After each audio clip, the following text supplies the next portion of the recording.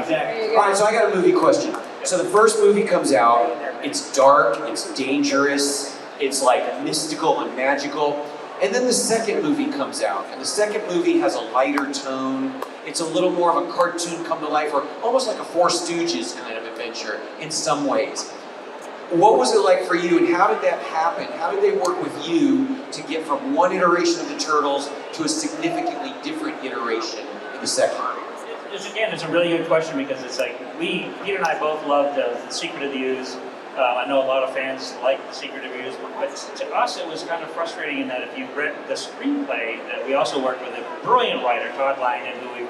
Brilliant. Shout out to Todd Langen. Shout out to Love you, Todd. Yes, we love you, Todd. And Todd wrote the final script that was used for the first Turtle movie. He wrote the second script.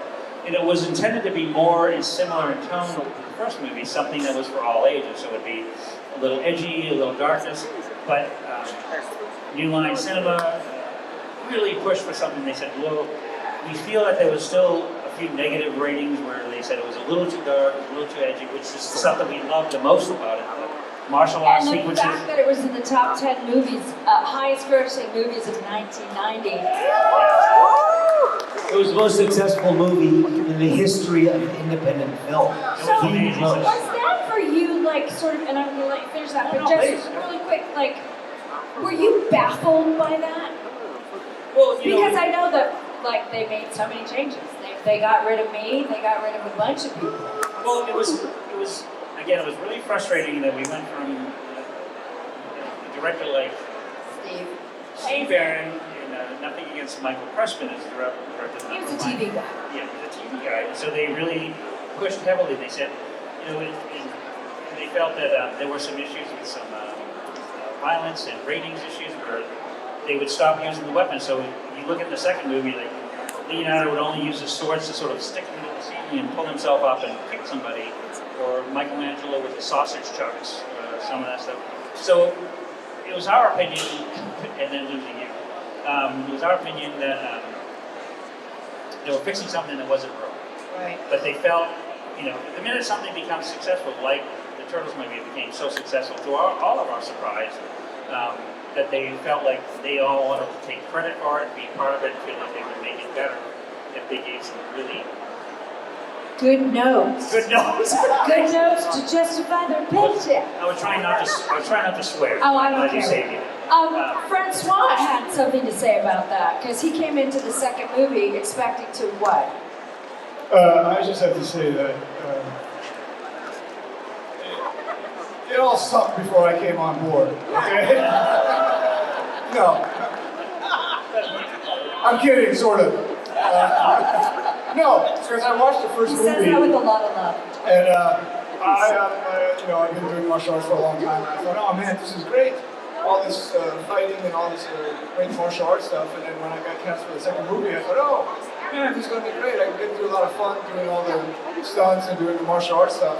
And then, I come to see that because they changed it, Shredder stood around going, hey, get those guys, get that guy. And I didn't do anything except stand around in this cape going, yeah, get those turtles over here. You were very good at pointing. Yes, I got to the point where it's like, With an evil look. Hey, 2 fingers, 1 finger, hey, yeah. They're babies. They're babies. So it was a little disappointing, but it was still a lot of fun. To be part of it was, what can I say?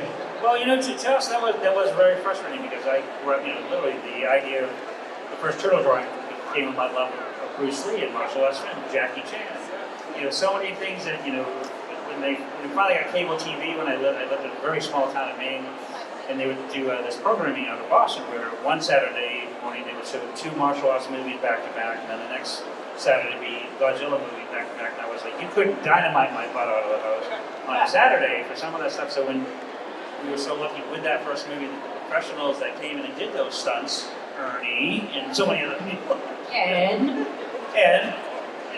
I love your book, by the way. And, but no, the people that came in and did those stunts, it was no bullshit. It was real. And you guys would lose 5 pounds a night, sweating that at least. Goodness, but no, it worked. It was worked, and that's to me is as a fan of it, that was one of the things I was most proud of, is to see that work and be done that well. And then with the second movie, again, they're babies! Babies! Okay, I have a question about that some fans may have. In the second movie, they introduced the characters of Tokka and Razor, the snapping turtle and the Wolverine. And so many people come up to us all the time and say, well, that's just Bebop and Rocksteady in a different form. And I don't even know the answer to that. Are they related, but there was licensing? Are they unrelated? How are those characters even in the same world? It was one of those things that at that time in the Turtles universe, we were doing so many cartoon shows and we loved creating new characters. You know, guys like, Krang and the Neutrinos and the Dimension X, and so we kept Bebop and Rocksteady, and we'd seen a lot of Bebop and Rocksteady in the cartoon series, so when we had a chance to do the second movie, we said, well, let's try to come up with some new and unique characters. And so, hindsight being 2020, I wish we kind of gone with Bebop and Rocksteady, but it was like, let's create a couple new characters that. So that was sort of just a. So there was no licensing issue or anything. It was just a choice of making new characters. Just come up with some new bad guys. The traditional pre-fight donut. That's my favorite line in all three Turtle movies. And it drives me crazy that I'm not the one who said it. But don't you say, I love being a turtle? Yeah. How did you say that? I think my favorite was the first time we see Kino come on set. Which of you girls is going to ride with me tonight? Dream on, dweeb.